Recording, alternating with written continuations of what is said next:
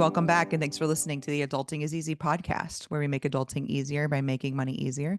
As always, this is your host, Lauren, and I'm joined today by John Crane, a financial advisor and retirement income planner with over 20 years of experience. He has authored The Number One Budget, in which he offers a breakthrough approach to simplify budgeting, grow wealth, and achieve financial balance by focusing on just one number. Budgeting methods in the past 30 years have led to a low median net worth of $215,000 for people in the 55 to 64 retirement age bracket. This is where John comes in. A family man himself, he knows and teaches families the importance of lifetime budgeting, insurance, investments, and income protection to help them make their money lives better and futures more secure. He's also the founder and CEO of Crane Financial LLC and is a member of the National Association of Insurance and Financial Advisors, NAIFA, America's top association for financial service professionals. He has also received top honors from the Million Dollar Roundtable. Thanks for joining me, John. My pleasure. Thanks for having me.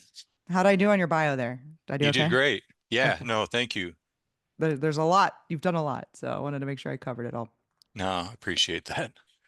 So our goal for today is very similar to what your goal is every day, John. We're trying to make adulting easier for listeners by discussing a personal finance topic, since managing money is a huge part of adulting. So today, John, as we could probably tell from your bio, we're going to talk about budgeting. And you hinted at it there, but like, what is a budget? Just talk about like what's a budget and what's out there when it comes to budgeting. Sure. So a budget essentially is your plan on how you're going to manage the money inflows and outflows coming into your household. So while I was writing the book, something that became very stark to me was the parallels in between our industry, the financial services industry, and budgeting, and the health and fitness industry. Yes. It's managing your inputs and your outputs,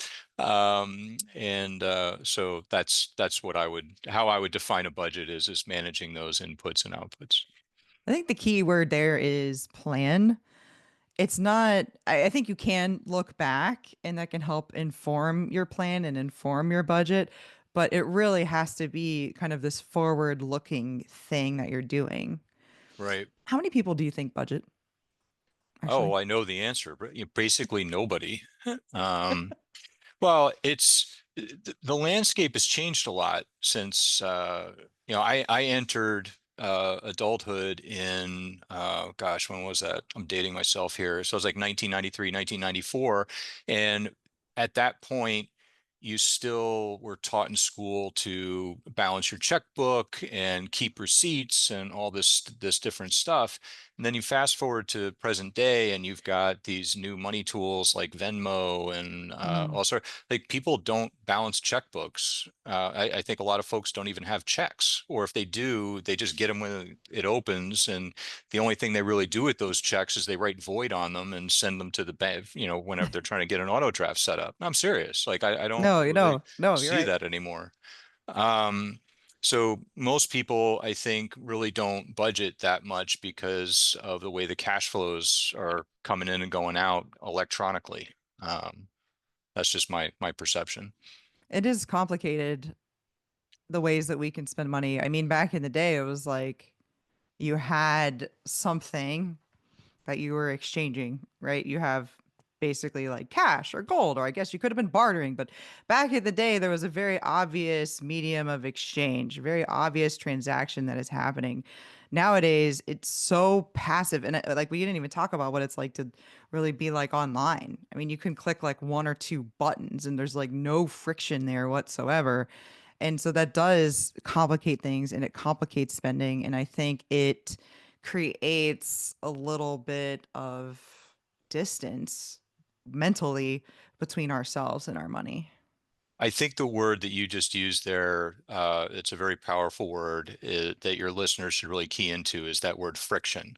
A lot of how we use money today, I think Amazon as a website is a great example of this. Like there Yeah. are very smart people that have designed that website such that there is very low friction. Friction being something that might hold you up as you're making that purchasing decision. Like they want to make that thing as easy as possible. So that's where, like one click purchases Yep. come into effect. Compare that to my biggest nemesis when I got started in the industry, and this was before Amazon really got going, was Target. And just pointing out like how the store was set up and teaching people like, look, like, when you're standing at the aisle, like, do you really need, the entire set of the Karate Kid DVDs? Did you go into the store planning to get them? And if the answer is Yeah. no, you just keep going, just keep moving. Um, so Target is the worst for that. It's so easy to walk out of there with stuff you never even thought about yep, buying. yep. So, not a lot of people are budgeting. Who should be budgeting? Well, I think everybody should be budgeting, and it's a matter of, and this is what I preach to my clients, it's a matter of finding a budgeting process that works for how you think. When I first got started, so I had two careers. So my first career was 10 years in telecommunications industry, worked my way up through the corporate ranks, and then I left and became a financial advisor. And during that time as a telecom guy, I was using the software package Quicken to manage my cash flows. And I loved Quicken. Quicken was great. And so I just decided as a financial advisor that everybody should use Quicken. Man, did I, Right. wow, I really screwed up some of my clients' cash flows because it just, they could see the benefits of the tool, but it just wasn't intuitive to them, and so therefore it just didn't work. So I took them away from something that was kind of sort of working that maybe with a couple of tweaks we could have made it better, and like completely revamped it and got them to a place that was just, not good. So I had to like get them back. But that's where I learned that psychology lesson from my career is that it's really more about the individual and how they process information as to whether or not something like budgeting, a certain budgeting process is good for them or not good for them. When people come to you for financial advising, are they surprised when the conversation turns towards budgets rather than like which stocks and bonds and stuff they should buy? Um, yeah, I think so.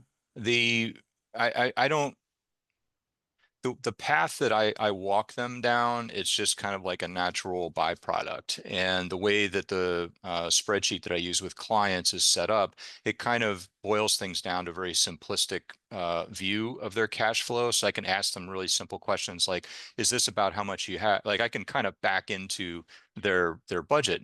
And when I back into it accurately, they're like, yeah, okay, that's about right. That enables us to do better planning. Because like I don't need to know all the bits and bytes of where every single cent goes, but I do need to know the bigger percentages to And help to your them. point about the fitness industry, I have found in my past when I track calories, I am less likely to eat certain things. If Yeah. I know if I'm walking by like the Halloween candy and I see a little Snickers and I know I've got to plug that Snickers into my Fitness Pal later. This is not sponsored by my Fitness Pal, but if you want to sponsor me, let me know. If if I'm doing that, then maybe I don't even want to pick that up for a lot of reasons. One, I've got to recognize to myself that I'm doing it, but two, I don't want to go through the struggle of like actually typing that in there, right? But so there's a part of that too, I think that I would imagine that you see as well. Like, okay, we back into it, and then that make people say, "Wow, I didn't actually realize that." Like, I would have thought I'm spending $300 a month on Amazon, not five, or I thought I was getting Uber Eats once a month, not once a week, or some things like that too. Yeah, that I thank you for saying that because that is an exercise that I will encourage clients really to do, but to do on their own, Mhm. is to figure out like what are all the different line items.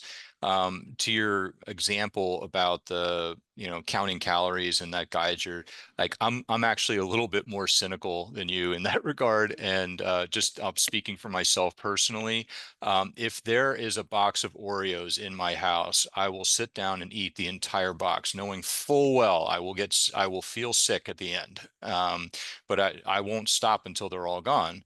So my only solution is to not have the box of Oreos in the house. Right. Taking that example and putting it towards budgeting is I try to take the savings and the wealth building right off the top, automate it so that the only working money is hitting the checking account. So talk to me about what the one number budget is. Sure. So I've got a copy of it on the screen over here. It's an adaptation of a math problem that one of my colleagues came up with. And we start off at the top with gross household income. So I get that information from the client. And then the very first thing that I'm going to back out from their gross income is wealth building. And I put in parentheses just next to wealth building is this is specifically retirement. So this isn't I'm saving for college or I'm saving for a car because those are planned spends. What I'm looking for is what's the money that's going to be used to generate the large nest egg that will be needed in order to recreate the income stream that you have right now that you get from your job. And that's pre-taxes. That's That's why it's retirement, because that's the first thing. So it's before um taxes. I try not I'm really more trying to guide behaviors with the spreadsheet. So I'm Right. not, so if you look at my spreadsheet and like what you asked, that 100% is a more accurate way to look at it. What I'm trying to do really is get the client, get their arms around saving 20% from all For sources. sure. Got it. Yep. That makes sense. And But I you would do, include the 20% if there was, just sticking to retirement, if there was like an employee match, the 20% of that the employer is giving would count. Or are you trying to get I them to don't, put 20%? Okay. yeah. No, that's So helpful. the reason why I don't count the company match is the company match can be taken away at any time. And Right. Or and it maybe might not even be vested too. So if they leave, they another may great not get point. it. Yeah. Yeah. Yep. Okay. So I'm just really trying to inform 20% gross income savings rate. And to your point about taxes, the reason why wealth building is listed first, one of the few reasons it's listed first is that the next thing I back out is taxes. So I want to Yeah. take that money out because a lot of 401k, 403b, or if you work for the federal government, the thrift savings plan Yeah. is backed out pre-tax. Yep. Um, Absolutely. Okay, that makes sense. And what was I gonna say? You've got to back out the taxes. I think a lot of people, like, let's say they sign an offer letter and it says they're making $100,000. In their brain, they have $100,000 to spend. I think that's that psychology thing again that's very natural for them. So I think you really do need to lay out. It's really not that gross number. And exactly, what you said is 100% accurate, but take that same psychology and apply that to their traditional 401k when they get up to 100,000, 150,000, they're just like, "Oh man, I've got Yes. 150,000." I'm Yeah. like, Yeah. "Actually, if you withdrew it all right now in one lump sum, you'd actually Ooh, you have probably like keep 60%. yeah, you might be lucky to keep about 60% of it." And they're like, Yeah. what are you talking about?" And so Yeah. Yeah. so anyway, I went and chased a rabbit hole there. No, So I think I let us down the hole. So so we back out for taxes, and so taxes that's federal, state, local, just all taxes. And with so just to summarize, we start out with gross household income. I back out 20% for wealth building. I back out for taxes, and then that gives me what's available for lifestyle expense. Um, and just as a note, when I start with somebody to do this for the very first time, I default to the 20% savings rate before asking them how much their money they're saving. I'm just trying to show them like this is what the target is. This is what we're going to aspire to. I was going to ask you about that too, because if someone's 50 and hasn't started, or somebody's 20, yeah, the like 20 years old, 50 years old, those numbers do need to be different. But I'm assuming maybe you start for 20 no matter who you're talking to and try to go up from there. Yeah, I start with 20 because majority of households, when I see them for the very first time, they're saving roughly 5%. Okay. Why do you think that is? Because that's a 401k match. That's the 401k match. That's And exactly people, right. a lot of, I assume you would know this probably for a fact. I assume some people think that's like a rule of thumb, which it's Yeah, not. It's a bit arbitrary, but I think some people think, oh, as long as I'm doing the 5%, my employer has decided that that number means something, and that's all I need to yeah, do, which is not true. yeah, 100%. Yeah. And that's a common, like, you ask the question of like, what are my clients' feelings about talking about cash flow with me when they're expecting to talk about investment? A common question that a lot of people ask, I say the majority ask, is like, we have Mm, no idea how much we should be saving. yeah. So we get down to that lifestyle expense number. I divide it by 12 to get it to a monthly number. Okay. And then I want to further simplify it by backing out their two largest fixed expenses, which for most people is housing and childcare or housing and student loans. It's usually one of those two. And And then then what? Then like groceries and childcare would be, I'm sorry, groceries and like mm, transportation after that, or just Possibly, but depends. I don't, Okay. but I like, but at that point, like after I back out housing and fixed expenses, so the ones that don't change Yeah. month to Yeah. month. So housing and let's say student loans, that drops down to, okay, now I've got what's left over to run my household for 4 weeks. So on the screen here in my office, I've got a sample one number budget set up with $150,000. So the wealth building is 30,000, the taxes is roughly 37,500. Lifestyle expense is 82,500. So that's what's available to run their lives after taxes, after savings. And To, that's like getting down towards half. yeah. Like that, like I Yep. just wanted to double click on that for Yep. listeners. Like that's a big deal. And then we divide that by 12, so that gets us to $6,875. And then I back out for housing. For housing, I recommend that folks not exceed 15% of their total expenses to go towards housing. And with the expensive housing market out there, I get pushback on that. Yeah. And Because you can be approved for 28 30%, or yeah, 30. Yeah. yeah. So the 30%, and I try to explain to folks that, I'll plug that 30% number in there into their current budget. And a lot of, from my younger clients that come in, that they might be buying a house with the intent of starting a family. So like, well, we gotta add in the childcare, like the mortgage person, did they factor in childcare? Well, no. No, no, So I'm like, well, no. like, They're factoring let's, in just what you've got right now. If you've got a car, like if you've got a car and it's paid off and you're gonna have a car payment next year, they're not factoring that in right. either, Yep. Yeah. So, and I use the one number budget in different forms. Like when clients are planning on buying a house, I'll use the spreadsheet to kind of backwards to kind of like back into the Hmm. housing number. It's like this is what would be available for mortgage, such that you would not be living a stressful existence. And Yeah. that's really what I'm going for, is they have financial peace of mind as they're doing this exercise. So.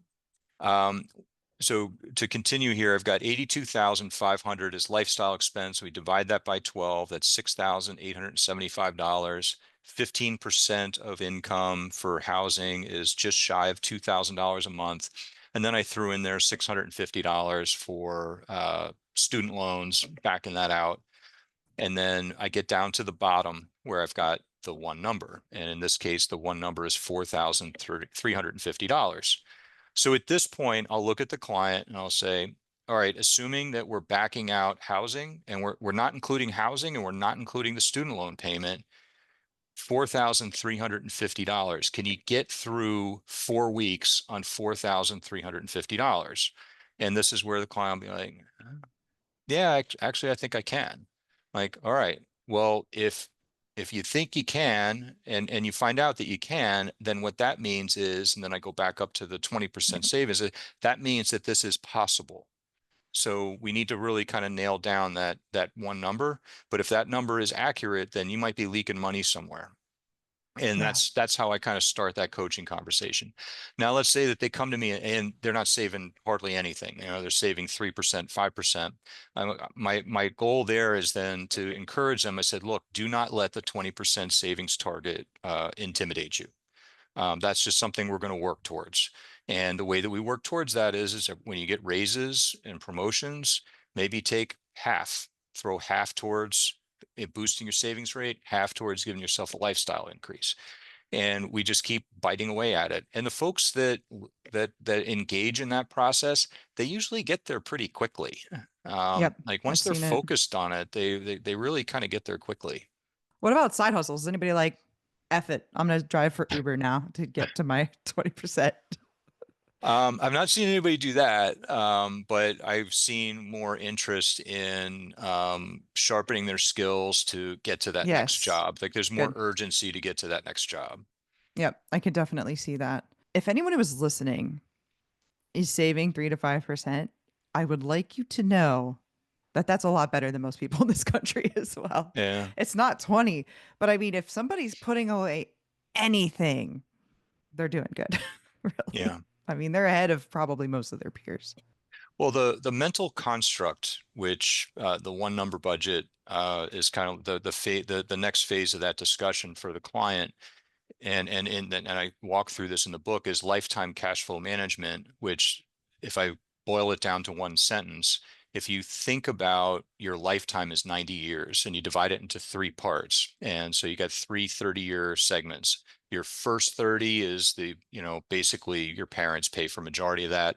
Then you got the middle 30, that's your prime working years, and that's where all the money comes from. That's your financial engine. And then the final 30, that's retirement. So if you think about it, the middle 30 pays for the middle 30 and the final 30. So here Yeah. comes the one sentence. You've got 60 years of living that gets paid for out of 30 years of earning. So that puts a lot of pressure on that monthly budget. So when I meet with young families, folks just getting started out, buying homes, I'm trying to bring that context into the forefront. And the reason why, and this is something that I ding traditional budgeting typically puts savings last. It's like whatever's left over, that's what we can put towards savings. And let's work on boosting the leftover number. Well, if your dishwasher dies and you weren't planning on it and you don't have money set aside for it, who's the easiest person to steal from on that monthly budget? Is it the mortgage company or is it your It's future yourself. savings? Yeah, Yeah, it's it's easiest to yourself. steal from yourself. I always, I mean, my first job out of school, I was a manager at Toys R Us. I was really making it, right? And I remember it stressed me out because I was like, 22-year-old Lauren needs to pay for 62-year-old Lauren. That's for 40 years, not 30. But that was very stressful to me. And I remember reading a study at the time which said that most people think of their future self in the same way they think of like an acquaintance. When Yeah, they look at their brain, the same thing lights up as when they think about their neighbors, when they think about their future self. And that future self, you need to internalize the fact that that is you, you know. right. So how does budgeting relate to retirement then? I mean, naturally, we've got the number, we're putting that away. How do we know what that needs to be when we need to up it, when we can, I don't know, ball out, we're ahead, I don't know. How does that actually relate? Well, first I'll there's two things that I cue in on with clients as it relates to savings rates. And you already mentioned the first one, which is you're putting money away, you're accumulating money. So that's the first role of the savings rate. The second role of the savings rate is to artificially hold down your lifestyle. So if you Mm-hmm. don't save anything, then you get to retirement, then you need to replace 100% of your income. If you're saving, say, 20%, then you only need to replace 80%. Um, so that's my coaching on savings rates as it relates directly to retirement, specifically to like figuring out the retirement number. A very quick math equation that I will do with folks that ask this question in a meeting is I'll teach them about the 4% rule. And I'll explain all the math behind it. I said, this is a rough rule of thumb. This doesn't mean that this should be the bedrock of your financial plan, but just give you a general idea. So if I'm going to stick with my hypothetical client that makes $150,000 a year, and I divide that by a 4% withdrawal rate. That's what the 4% rule is the most that you can pull off of a block of invested assets to fund your retirement. So if I divide the 150,000 by the 4%, that'll give me the amount of money that I need sitting in a well-diversified portfolio that I can pull the money off of. And so that means, or that math equates to $3.75 million. So when my client says to me, I live a life of 150,000, I want to retire now. What do I have to do? I was like, you have to have almost $4 million. Mm-hmm. Um, In this example, though, you could back the 20% out because you're not saving anymore. yep, Yeah. 100%. Yep. But you can't go all the way down to the 82 because you have to pay some taxes on the pre-tax stuff. Yeah, there's plenty of room for fudge factor in there. Sure, sure. Like one of the things, like retirement income planning and financial planning is not an exact science. There's some art to it because there's a lot of variables that even if they change by 1%, it dramatically Yeah. changes the output over Yes, if 30 you years. assume 11% returns versus 10, if you assume 3% inflation versus 2, I mean, it changes everything. So that's why having someone to help you like yourself, John, or in my case, I've done just a lot of the research, so I do most of this myself. I don't know that I recommend that for everybody, right? But I certainly don't actually. Um, but you have to be looking at this over time. You can't do this like once. You can't set it and forget it because your life changes, your goals change, Right. and you need to be tweaking along the way. Hmm. Yeah, tweaking and also the playing field changes. There might Yeah. be some Yeah. kind of a life event that happens, or maybe there's a family medical issue or what have you.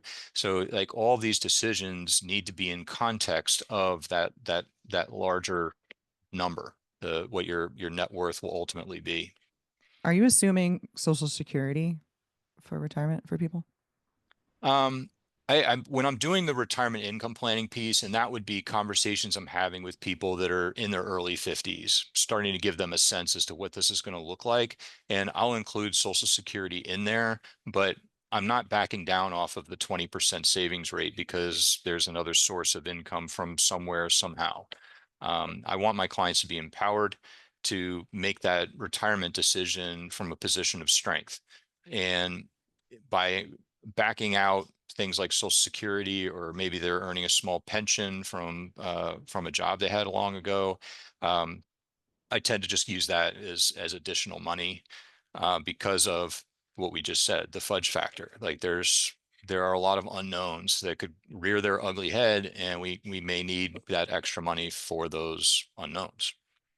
So if there's anybody listening right now that wants to take more control of their financial life and they're thinking about budgeting, like what can they do when we sign off today to head in the right direction? Well, the first thing is to sit down and figure out where your money's going. And as an advisor, I'm not really keen on getting too involved in that conversation because one, I think it tends to make the client shut down a little bit because there's so much. If you look at the big networks, right, there's just so much budget shaming that comes in that discussion. Like, oh, how much did you Mhm. spend on that truck? Oh, you're such an idiot. Why would Right, you do right. that? Like Or you that have the credit is, card debt, or yeah, yeah. yeah. Why do you have so Statements much like student that loans? Yeah, yeah. is just not helpful. So I don't want clients. I try to tell them like, look, I'm not here. I'm here to help. Like I'm not here to make any judgment decisions. And that's one of the reasons why I use the one number budget because it gets me out of that detail. Like I don't. So on their own, if they need tools, there's plenty of free ones online where they can show them the different categories and help them just get a sense as to where the money's going. Um, and then, shameless plug for my book, but you can go to the book website and download a copy of the one number budget worksheet for free. And it's, like I said earlier, it's a very simple math problem. There's basically two or three inputs, and it'll give you a rough idea of a structure of a budget that may work for you. And so if they just go to the book website, onenumberbudget.com, they can download the first chapter and they can also download the worksheets. Okay, I will put that in the show notes. Is there anything else you want to add, John, before we wrap up? No, the biggest thing that I would share with people is to that one sentence that I shared earlier about you've got 60 years of living that need to be paid for out of 30 years of earning. Like that money, it's important that you allocate those resources thoughtfully and wisely according to your values. If you don't plan for it, you might be disappointed as you transition retirement. You'll become part of that statistic that you opened with, that $215,000 of net worth right before retirement. And I don't want that for anybody. Well, 215,000, it sounds like a lot if somebody's What's 20. 4% of that? Yeah, I know. Exactly. That's, What I is mean, that? we Eight just, $8,000? You're not going to yeah, get by on that. no. And Unless your social security is really high. I don't and you even know can how high it could possibly be. and the 215,000 is you can't really use that 4% rule No, on that right. because some of that's probably home equity. Most of it. all of it Yeah. in some cases. Yeah. Absolutely. Yes. So thank you, John, for coming on. And I'm going to, like I said, I'm going to put the one number budget on in the show notes. I'm also going to have the Amazon link for your book, Thank you. cranefinancial.com, your LinkedIn profile as well. Guys, you can follow me on Twitter X at Adulting is Easy, Instagram Adulting is Easy, Real, YouTube at Adulting is Easy. If you like this episode, you'll also like episode 131, Budgeting for Dummies. Thanks again for listening, everybody. Hopefully, John and I have made adulting a little easier for you.